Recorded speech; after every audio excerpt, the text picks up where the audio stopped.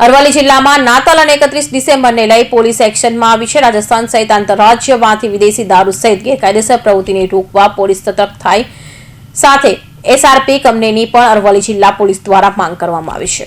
31 ડિસેમ્બરને લઈ રાજસ્થાન તરફથી આવતા વાહનો અને મુસાફરોને ગુજરાત પોલીસ દ્વારા દેખરેખ વધારી દેવામાં આવી છે। 31ને લઈ પોલીસની સતર્કતા વધારી દેવામાં આવી છે। ખાસ કરી રાજસ્થાન તરફથી આવતા વાહનો પર બાજ નજર રાખવામાં આવી રહી છે। અરવલ્લી પોલીસ દ્વારા ગુજરાતમાં દારૂ અને ડ્રગ્સને ઘુસાડવાને અટકાવવાને લઈ કાર્યવાહી કરાઈ રહી છે। શામળાજી, મોડાસા, કાલિયા કુવા સહિત 29 ચેકપોસ્ટ કાર્યરત કરવામાં આવી છે। તમામ પોલીસ ચેકપોસ્ટ ઉપર સુરક્ષા જવાનોનો ચુસ્ત બંદોબસ્ત ગોઠવી દેવામાં આવ્યો છે। એલસીબી, એસઓજી સહિત જિલ્લાના તમામ પોલીસ સ્ટેશન સહિતની ટીમો દ્વારા રાઉન્ડ ધ ક્લોક પેટ્રોલિંગ હાથ ધરાશે। એસઆરપી કંપનીની પણ અરવલ્લી જિલ્લા પોલીસ દ્વારા માંગ કરવામાં આવી છે।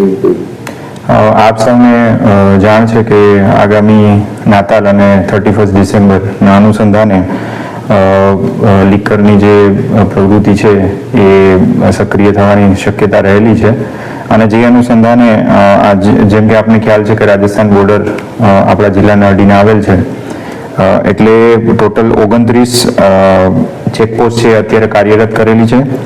ઇન્ટિરિયર જે આપણા પોલીસ સ્ટેશન છે એમાં પણ બીજી 5 જે ચેકપોસ્ટ છે અલગ અલગ કાર્યરત કરેલ છે।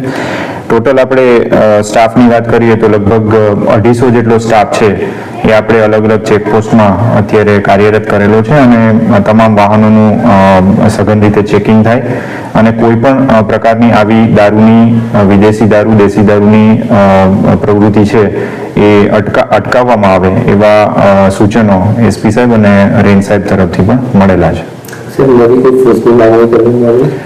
એસઆરપીએફની કંપનીઓ આપણે માંગેલી છે પણ હજી સુધી એ મંજૂરી મળેલ નથી। જો એ આવશે તો પણ અલગ અલગ ચેકપોસ્ટ ઉપર એને મૂકવામાં આવશે। સર 31ને લઈને કેટલી ટીમો દ્વારા રાઉન્ડ ધ ક્લોક પેટ્રોલિંગ હાથ ધરવામાં? અલગ અલગ પોલીસ સ્ટેશનમાં તમામ જે સ્ટાફ છે આ ચેકપોસ્ટ સિવાયનો એ નાઇટ પેટ્રોલિંગમાં રહે છે। થાણા અધિકારી અને એની અંડરમાં જે પણ પીએસઆઈ છે એ સતત નાઇટમાં પેટ્રોલિંગમાં રહે છે।